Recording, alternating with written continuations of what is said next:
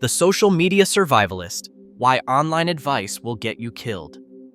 Everyone thinks they're prepared, not because they've trained, not because they've practiced, but because they've watched 147 YouTube videos, saved 312 TikToks, and subscribed to every influencer who films themselves making fire with magnesium shavings and cinematic lighting.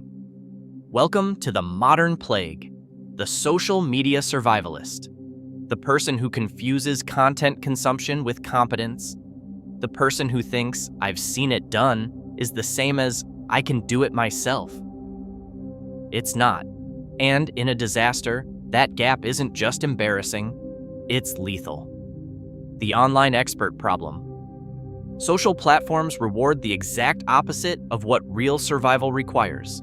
Real survival is slow, it's repetitive, it's boring, it's dirty, it's physically draining, and it's full of subtle skills that don't look impressive on camera. Meanwhile, social media rewards whatever looks like this: quick, flashy, dramatic. One weird trick. Here's how to survive anything in 30 seconds. Top 5 must-have items that I just happen to sell. And the worst part? People take this as gospel.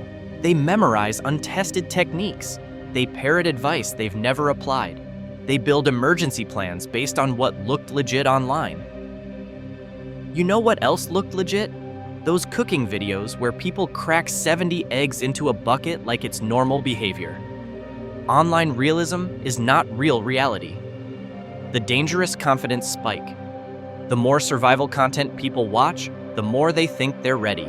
It's the Dunning-Kruger effect dressed in tactical gear. They can explain 4 fire-starting methods, but can't keep a flame going when the wind shifts. They can list every essential food to stock, but don't know that half their pantry expires in 6 months.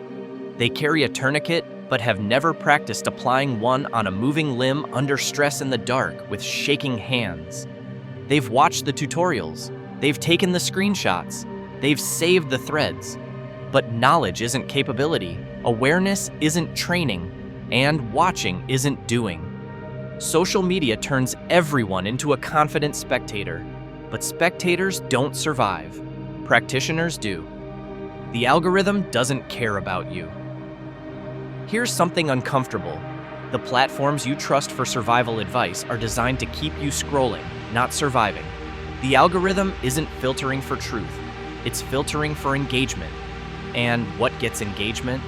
Extreme claims, simplified hacks, fear-driven thumbnails, gear-heavy fantasies, bold statements with zero nuance. Content creators who speak with absolute confidence whether they're right or wrong. It's like crowdsourcing medical advice in a casino. You might get lucky, you might not. Either way, the house wins, you lose. Let's talk about editing. When someone online shows you how to build a shelter, harvest water, make a fire, use a knife, cook off-grid, defend their home, repair gear, navigate terrain, you are not watching reality, you're watching their best take. You're watching the win they waited out, the angle they set up, the multiple attempts they cut out, the mistakes they didn't include, the clean gear they staged beforehand, the lines they memorized and reshot, the environment they specifically picked for filming. Nobody posts the version where they fail 120 times and start crying because their tarp keeps blowing away. And yet, people compare themselves to the highlight reel and plan their survival strategy around it. You're not prepping for reality, you're prepping for a curated illusion. The reality check. If you want to survive something real, you need something platforms can't give you. Repetition, muscle memory, pain, tolerance, stress, inoculation, environmental experience, hands-on problem solving. Failure, lots of it.